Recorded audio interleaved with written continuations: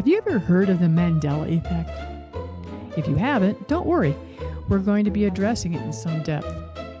If you already have some familiarity with the concept, we're going to address some philosophical ramifications if it is indeed true. So, welcome.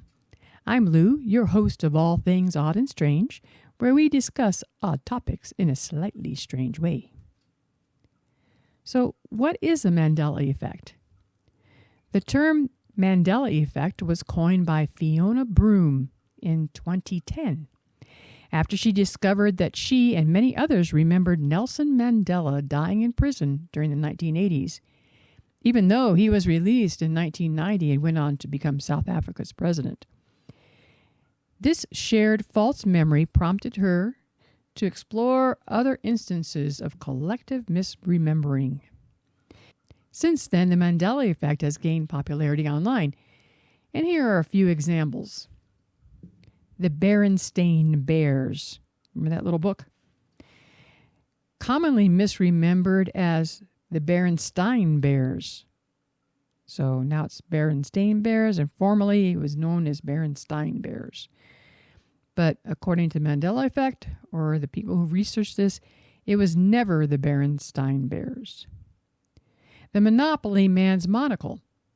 He never had one, even though millions of people swore that he did. The spelling of Febreze. This reaches far and wide now, doesn't it? Febreze. That's the spelling now. But it was often remembered as Febreze, Febreeze, which kind of makes more sense. The one line from Star Wars, probably the most recognized Mandela Effect. Luke, I am your father. Well, that was never said. The actual line is, no, I am your father. Does that even sound right to you? These collective false memories have sparked debates about memory, perception, and the nature of reality.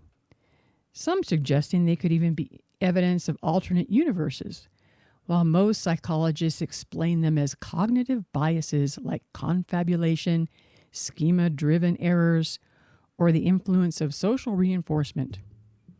In summary, the Mandela Effect highlights how our memories are not always reliable and how shared false memories can spread within communities, making it a compelling topic at the intersection of psychology, popular culture, and even speculative science. All right. What I just read to you was Chat AI's answer to the question, what is the Mandela Effect? I don't know about you, but this answer seems rather conclusive and a bit biased. Stating that misremembering is the reason for this phenomenon, and then considering it case closed, makes me immediately want to say, hey, wait just a minute. I smell something a little fishy here. So did people just all of a sudden start misremembering in 2010? Why aren't there any documented cases of millions of people misremembering before this? Surely throughout history, someone must have caught some famous quote, some song, some piece of art, where one large group of people remembered it one way, and later the actual quote or artwork is, in fact, not what people remember and never was. Why have we only been experiencing this phenomena en masse since 2010? This is a question no one asks. Strange that this phenomena was not noticed until 2010. The Mandela Effect has intruded into every part of our lives. For example, do you remember the logo for the Fruit of the Loom? Well, I do. It had a cornucopia with fruits artistically arranged in it. Cornucopias signify bounty or harvest, which makes sense with the brand Fruit of the Loom. But no.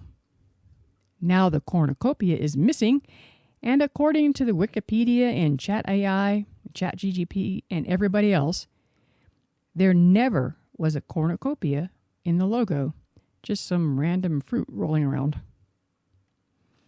Oh yeah, and remember Richard Simmons, that bubbly exercise guy in the early 80s who wore that sweatband as part of his oh-so-80s exercise attire? This too was smacked by the Mandela Effect. You know, he never wore a sweatband.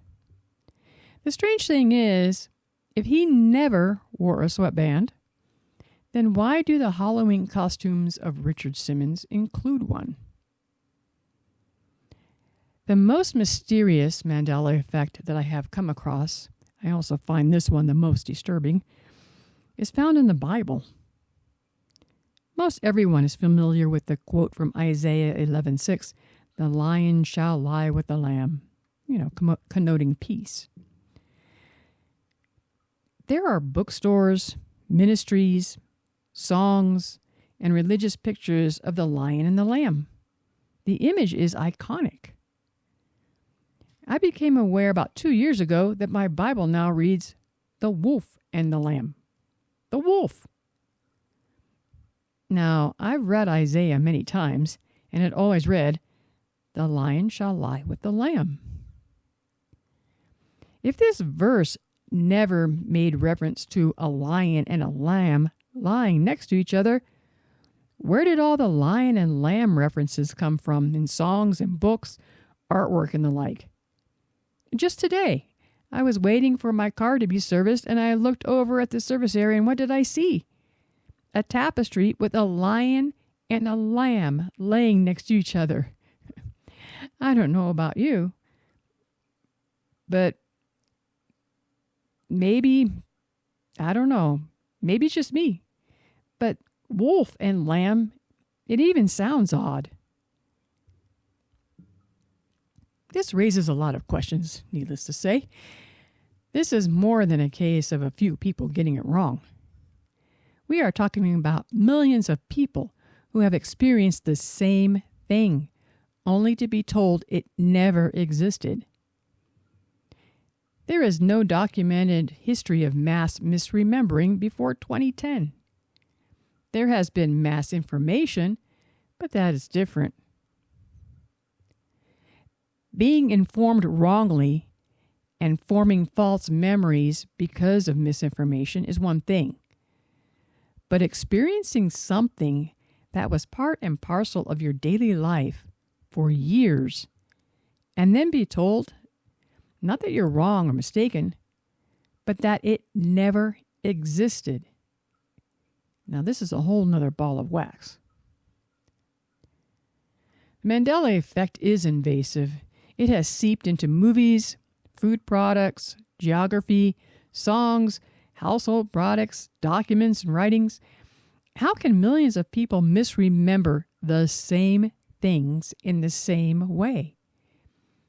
What really happened in 2010 to cause such a massive phenomenon? Misremembering and false memories are not an explanation for this phenomenon. Science and veteran police officers will tell you that if two people witness a crime, most likely you may obtain some likeness in the story, but there will be many differences. This doesn't happen with the millions of people who know for a fact that the Monopoly man wore a monocle. You see, these life experiences are repeated life experiences and not a one-off, like being a witness to some crime that may have taken a few seconds to commit. Yes, there is more to this phenomenon than people want to give credence to. Something is trying to get us to buy into an ever-changing and subjective reality, which is no reality at all, because reality connotes objectivity. And as we know, you can't claim there is no such thing as objective truth without in turn implying that your statement itself is objectively true. So, my advice is be wise. be discerning, be a critical thinker, and as always, do your own research.